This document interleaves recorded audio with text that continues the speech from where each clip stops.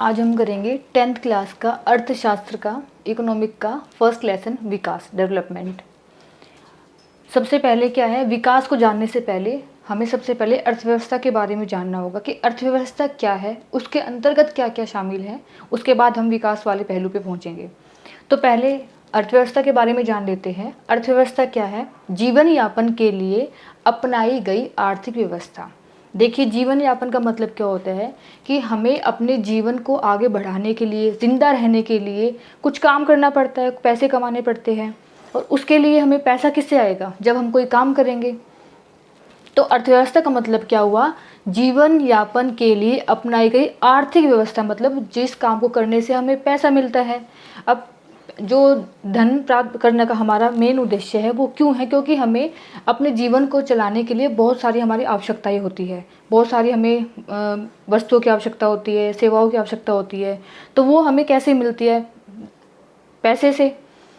जब हम जीवन यापन के लिए कोई भी आर्थिक क्रिया अपनाते हैं, कोई भी काम करते हैं, तो सबसे पहला हमारा उद्देश्य होता है कि जो हमारी बुनियादी आवश्यकता है, जिसके बिना हम अपने जीवन की कल्पना भी नहीं कर सकते, सबसे पहले हम आर्थिक क्रियाओं के द्वारा किसी भी काम को करके पैसा कमा के, तो सबसे पहले हम उन बुनियादी आवश्यकताओं को पूरा करें जिनके बिना हमारा जीवन यापन का मतलब होता है हमारा जीवन ही संभव नहीं है।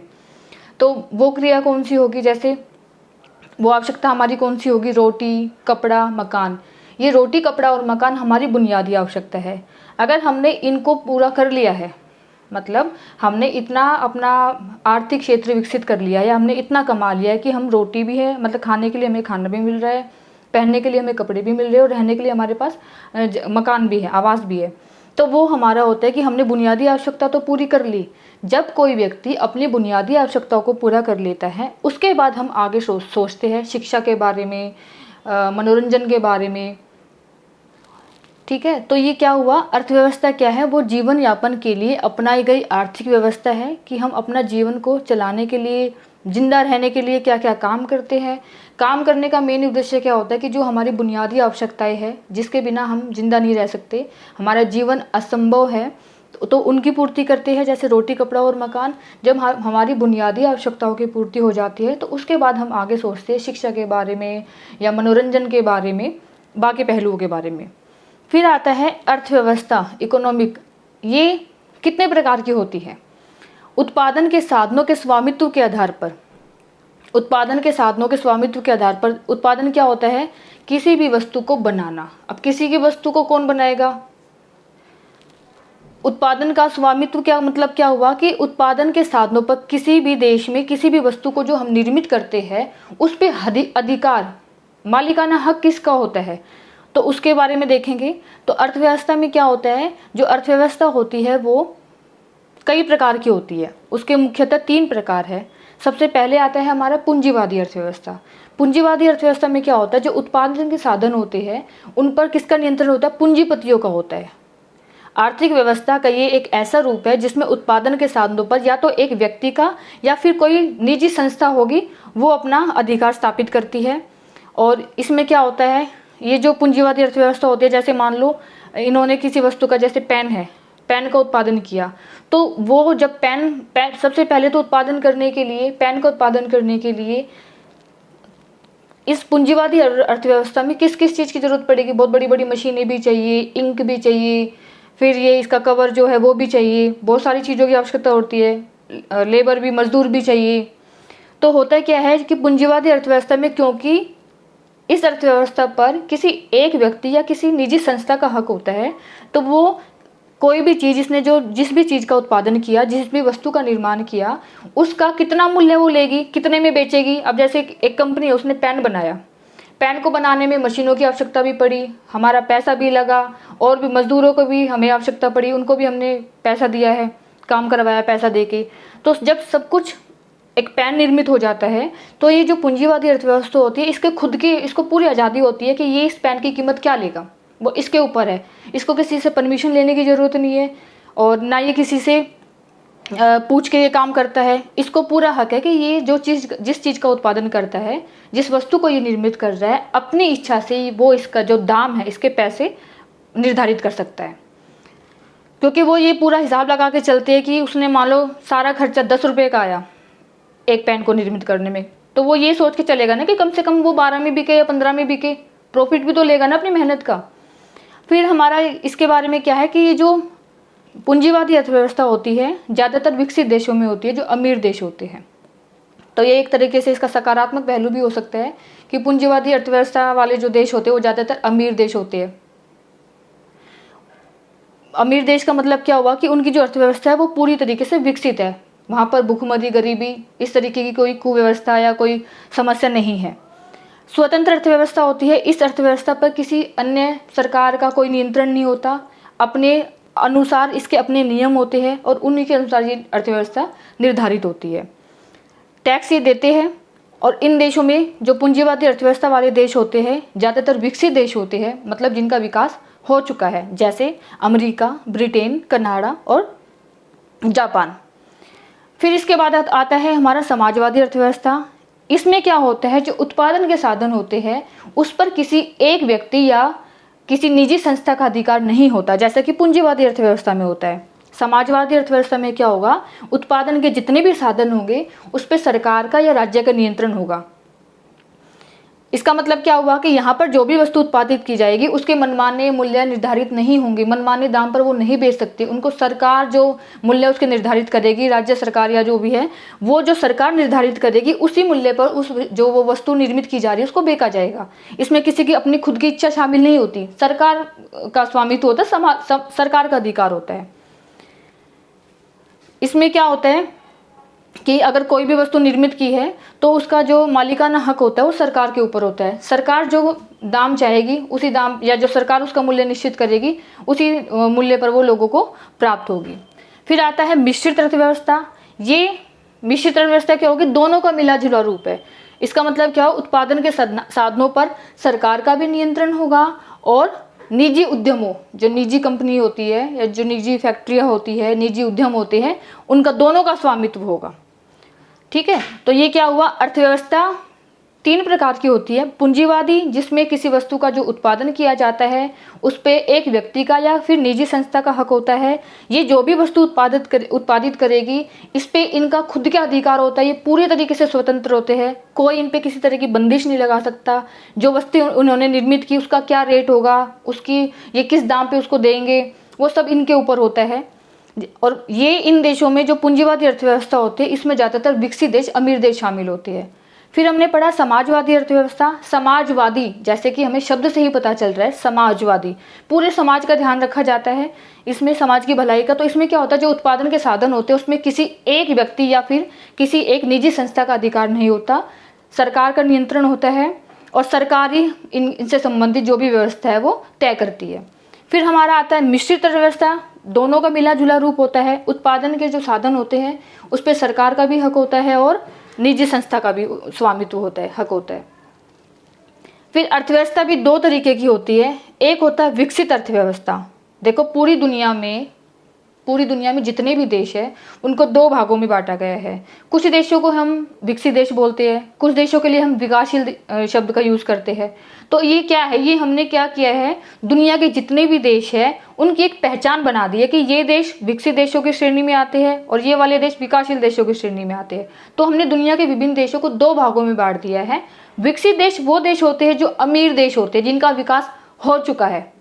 विकासशील देश वो देश होते हैं जिनका विकास अभी हुआ नहीं है लेकिन वो विकास कर रहे हैं। जैसे विकसित देश अमेरिका है, अमेरिका का विकास हो चुका है, विकसित देश है, वहाँ पे लोग बहुत मतलब ज़्यादातर लोग पढ़े लिखे हैं, गरीबी, भूखमरी, अनपढ़ता इस तरीके की कोई समस्या नहीं है, तो ये विकसित देशों में आएगा। दूसरा, विकसित देश जो होते हैं वहाँ पर जो प्रति व्यक्ति आय होती है, पर कैपिटल इनकम, जो प्रति व्यक्ति आय होती है और जो लोगों का जीवन स्तर का मतलब होता है लोगों को जो रहना सहना होता है वो काफ़ी ऊंचा होता है, ऊंचा स्तर होता है। फिर हमारा आता है विकासशील अर्थव्यवस्था। इसमें वो देश आते हैं जो विकासशील देश है, जैसे कि भारत है। भारत का विकास अभी हुआ नहीं है लेकिन वो विकास कर रहा है। विकासशील, विकास हुआ नहीं है लेकिन विकास कर रहा है।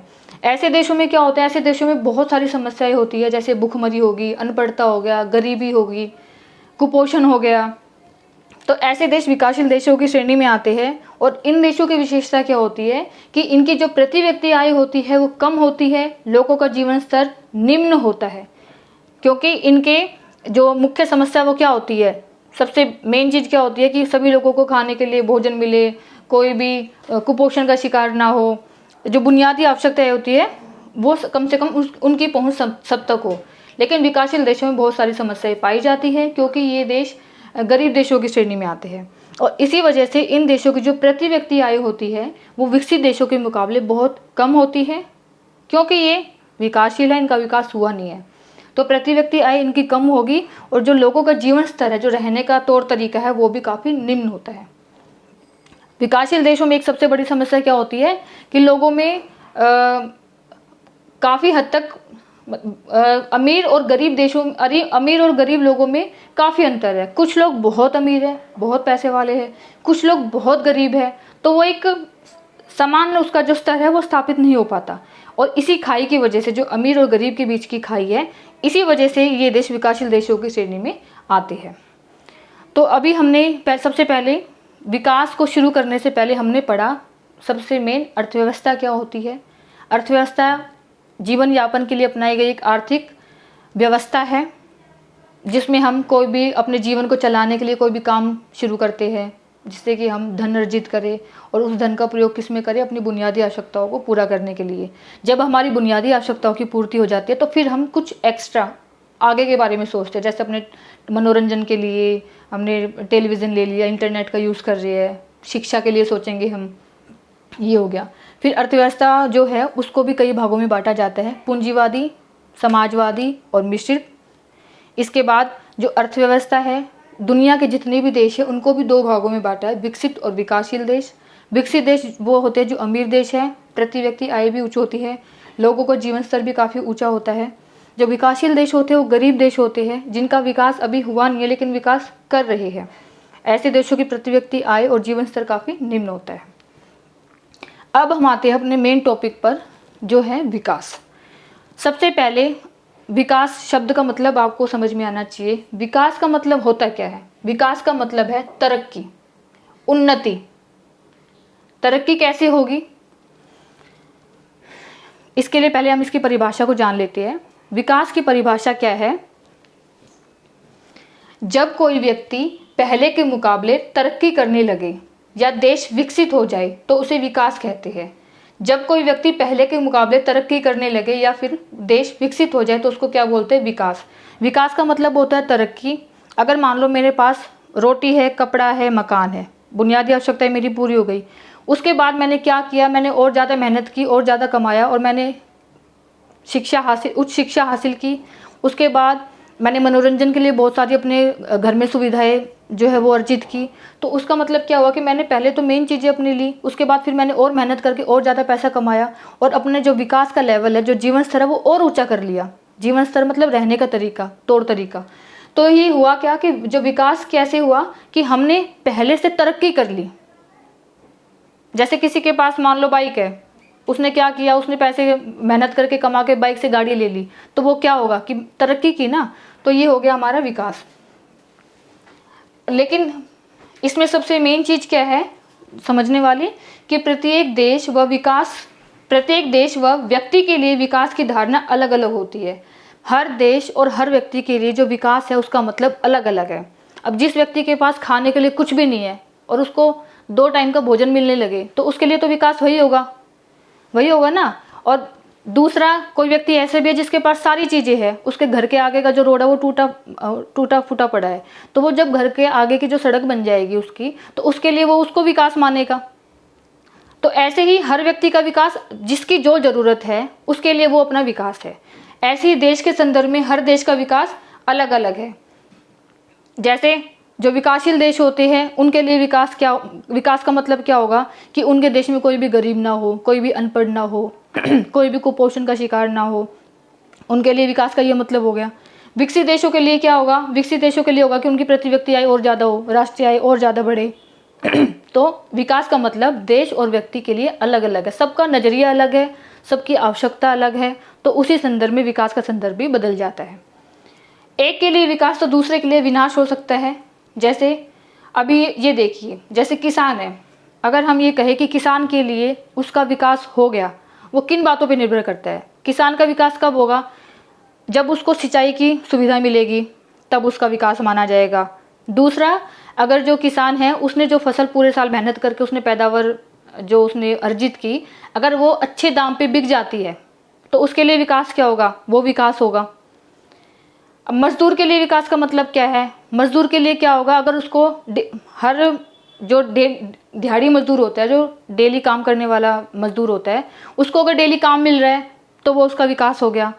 उसके बाद उसको अगर अच्छा वेतन मतलब उसको मजदूरी अच्छी मिल रही है तो वो उसका विकास हो गया। तो किसान के लिए उसके विकास का मतलब और मायना अलग है, मजदूर के लिए अलग है। ऐसे उद्योगपति का क्या होगा? अब ये देखिए, उद्योगपति अगर उसको सस्ते मजदूर मिल जाएंगे तो वो उसका विकास हो गया। उसने जितना पैसा किसी चीज़ के उत्पादन में लगाया है, किसी वस्तु के उत्पादन में लगाया है, और उससे ज़्यादा वो पैसा कमा रहा है, मुनाफा कमा रहा है, तो वो उसके लिए विकास हो गया। आदिवासी के लिए क्या हो गया विकास? आदिवासी के लिए जो उसकी बुनियादी, मान लो जहाँ पे आदिवासी रह रहे हैं वहाँ पर कोई बांध बनना है, तो और वो बांध ना बने तो उसके लिए उसका विकास वो माना जाएगा। अब ये देखिए, मैंने बोला इसमें कि एक के लिए विकास और दूसरे के लिए वो विनाश हो सकता है। वो कैसे? ये देखिए, किसान नहीं, मजदूर जो है, मजदूर के लिए विकास जब होगा जब उसकी मजदूरी बढ़ेगी, उसको डेली काम मिलेगा। और उद्योगपति के लिए विकास कब होगा? जब मजदूरी, सस्ते मजदूर मिलेंगे। इसका मतलब क्या हुआ? दोनों में विरोधाभास हो गया ना, उल्टा हो गया ना। ये तो चाहता है कि इसको मजदूरी ज़्यादा मिले, इसका विकास तब होगा। उद्योगपति चाहता है कि उसको सस्ते मजदूर मिले, उसका विकास, क्योंकि उसको तो मुनाफा तभी कमाएगा ना वो, जब उसको सस्ते मजदूर मिलेंगे, कम पैसे में या कम लागत में वो मुनाफा कमाएगा, वस्तु का उत्पादन करेगा। तो इसका जो विकास है वो इसका विनाश हो गया। ऐसे ही जब कभी सरकार ये फैसला करती है कि किसी जगह पे बांध बनाना है, तो वो बांध बनाने का उद्देश्य क्या होता है? बिजली का उत्पादन करना। और बांध क्यों बनाया जाता है? कि जब बांध बनाया जाएगा उससे बिजली का उत्पादन बढ़ेगा, देश का विकास होगा। लेकिन जहाँ पर बांध बनाया जाएगा, अगर वहाँ कोई मान लो आदिवासी समूह रह रहे हैं, कोई भी व्यक्ति रह रही है, और उनको ये पता है कि अगर इस जगह पे बांध बना तो वो तो बेघर हो जाएंगे। अब कई सालों से जो लोग जिस जगह पे रह रहे हैं, बांध बनाने की वजह से उनको वहाँ से प्रतिस्थापित करना पड़े, किसी दूसरी जगह पे भेजा जाए, तो उसके लिए तो बांध जो बनना है वो विकास नहीं होगा ना, वो सिर्फ सरकार के लिए है, या जिनका फायदा होगा उनके लिए तो वो अच्छा है, विकास है। लेकिन जो लोग वहाँ पे रह रहे हैं, जिनको अपना घर बार छोड़ना पड़ेगा, उल्टा होता क्या है कि जहाँ वो लोग रहते हैं वहाँ पर उनकी रोजगार जुड़ा होता है, वहीं वो काम धंधा करते हैं। जैसे मछली पालन हो गया, छोटे मोटे काम जो हो गए, तो जब वो वहाँ से हटा दिए जाएंगे तो उनका काम धंधा या रोजगार भी प्रभावित होगा, तो उनके लिए तो ये नुकसान होगा। तो हम ये नहीं कह सकते कि एक व्यक्ति के लिए जो विकास है वो दूसरे व्यक्ति के लिए भी विकास है। एक का विकास दूसरे के लिए विनाश भी हो सकता है, इसका ये मतलब है। अब ये जो फर्स्ट लेसन है विकास, इसका जो ये फर्स्ट पार्ट है ये मैंने इस वीडियो में करा दिया है। अब इसका जो सेकंड पार्ट है वो हम अगली जो इसकी वीडियो बनेगी उसमें करेंगे। चैनल को सब्सक्राइब करिए जिससे कि आगे जो मैं वीडियो अपलोड करूँ उसका नोटिफिकेशन आप तक आ जाए।